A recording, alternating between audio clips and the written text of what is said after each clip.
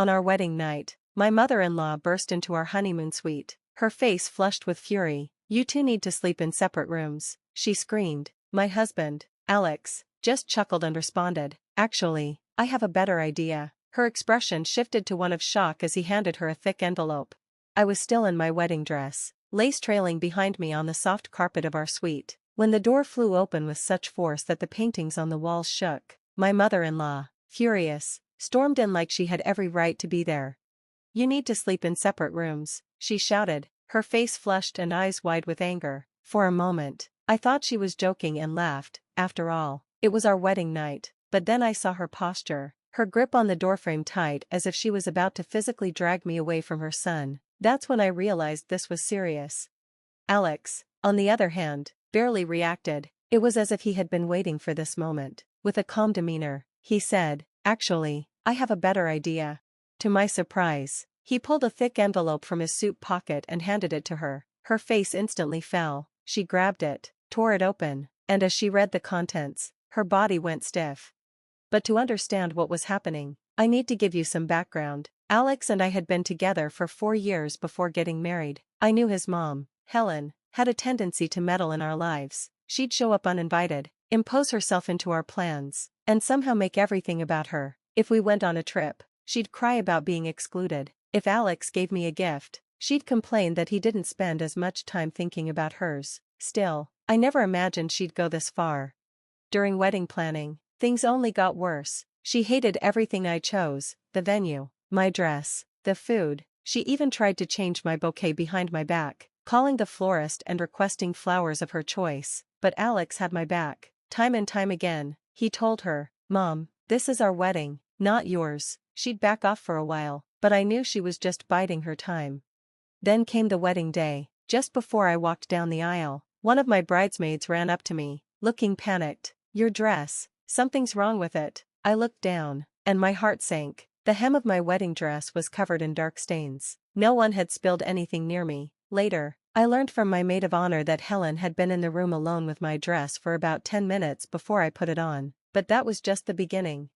During the ceremony, she sighed loudly every time Alex and I exchanged vows. When the officiant asked if anyone objected, she stood up and said, "I just think they should take some time to really think about this," as if we hadn't been together for years. Alex quickly shut it down, ordering, "Sit down, Mom," but not before she glared at me like I had personally wronged her. The reception wasn't any better. She found a way to steal the spotlight at every turn. She grabbed the mic during speeches, giving an impromptu toast about herself. She loudly complained about the music. At one point, she even sat in the middle of the dance floor, barefoot, refusing to move because she was tired and the music was too loud. It was exhausting, but I thought, at least we were married, at least it was over. I was wrong.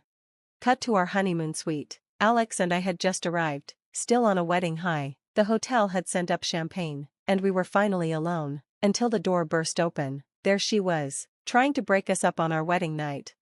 That's when Alex pulled out the envelope. As Helen read the papers, her expression shifted from rage to sheer panic, because inside were legal documents. That's when everything started to unravel. Her hands trembled as she read, and for the first time that night, she fell silent. I had no idea what was in that envelope, but I knew it was important. Helen's mouth opened, then closed. She looked at Alex with a mix of anger and desperation. "You wouldn't," she started, but Alex leaned back against the dresser, his arms crossed. "I already did.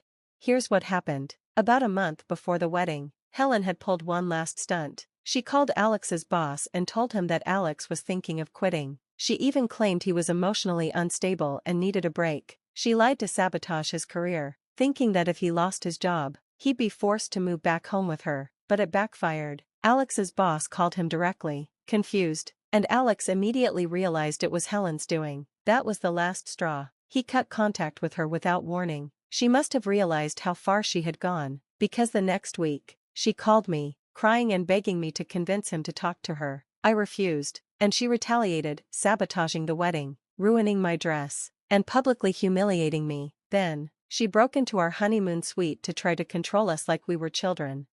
But Alex had been prepared. Back to the hotel room, Helen was holding the papers as if they were burning her. "This is insane," she muttered. I stepped closer, my curiosity piqued. "A restraining order?" I blinked in disbelief. Wait, you're serious? She sputtered. I'm your mother. Alex's voice was calm and unwavering. And you've done nothing but try to control me, sabotage my relationship, and ruin my life for years. You ignored every boundary I set, so now the law will do it for me. She turned to me. You did this? I raised my eyebrows. Nope, this was all Alex. Apparently, after the work incident, Alex had seen a lawyer. He had gathered all the evidence, texts, emails, unwanted visits, and the dress sabotage. That was just the final straw. The judge had signed the emergency order the day before our wedding. Helen just didn't know it yet.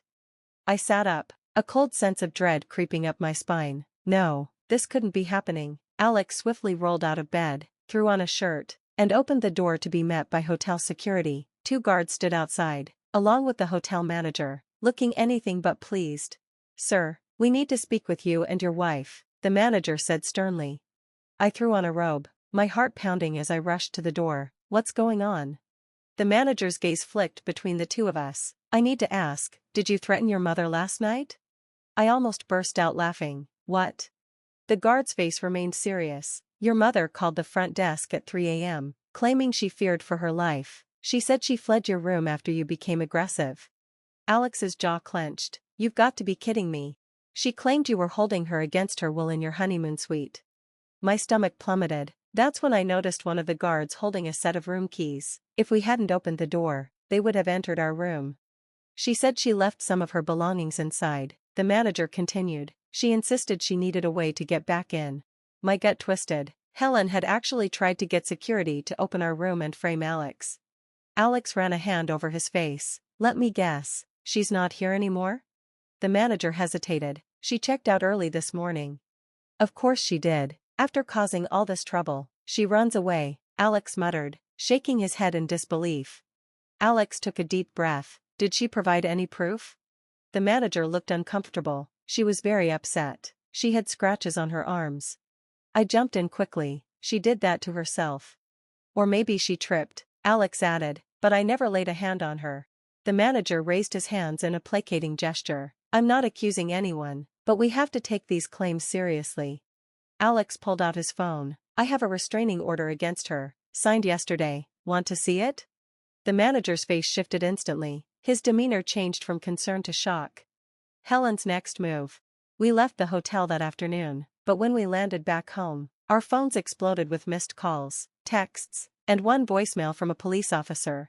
Mr. and Mrs. Carter, this is Officer Martinez from the City Police Department. We've received a complaint from Helen Carter alleging domestic abuse at the hotel last night. We need you to come in for a statement. I almost dropped my phone. Helen had gone so far as to call the police with false accusations. The next few hours were a blur of frantic phone calls, scrambling to gather evidence, and contacting Alex's lawyer, who had been preparing for a situation like this for months because of Helen's behavior. The hotel security footage told the whole story. It showed Helen entering our room uninvited and leaving without any signs of distress, no rushing, no crying, no fear for her safety. Plus, the restraining order made it clear she had already been legally told to stay away from us. When we finally went to the police station, Alex's lawyer laid everything out. The officer was professional, but it was obvious he knew Helen was lying. She had no evidence, just drama and accusations. In the end, no charges were filed, but they did create a report, and that report would eventually come back to haunt her. The final blow came when we went no contact with Helen, completely. We blocked her, changed the locks, and told our families the truth, but Helen wasn't done yet. She had one last trick up her sleeve. A month later, Alex got a call from his bank. Mr. Carter, we flagged a transaction attempt on your joint savings account. Alex's face went pale. We didn't have a joint savings account, but guess who did? Helen. It turned out that years ago, when Alex first got a job in college, his mom helped him open his first bank account, but somehow, she had never removed her name from it. Now, she was trying to withdraw $10,000 from what she thought was our honeymoon fund. Alex had forgotten all about the account. He never used it, but Helen had been waiting for the moment when she could steal from us, and this time, she left behind undeniable evidence. Alex was done. This was the final straw. Helen had crossed a line, and now she was exposed. The bank flagged the transaction as fraud, and because of the false police report, It was linked to a larger pattern of deceit, but the best part? Helen had signed the withdrawal slip in person, so when the bank alerted the authorities, there was no doubt she had tried to steal from Alex, and this time, she couldn't play the victim. Her life unraveled in a matter of weeks. Helen went from playing the heartbroken, abandoned mother to being fully exposed as a liar and a fraud. Her bank accounts were frozen, her reputation destroyed. The family that had once defended her turned their backs. Even her friends abandoned her when they realized how far she had gone. Then came the final blow, the legal consequences. When Alex's lawyer suggested we dig deeper, we did, and what we found was shocking. Helen had been hiding a long list of skeletons, unpaid debts, credit card fraud, she'd opened a card in Alex's name when he was in college, and government benefits fraud. She'd been falsely claiming financial hardship while secretly taking money from family members. The fraud investigation brought everything to light, and Helen ended up owing tens of thousands in fines and penalties.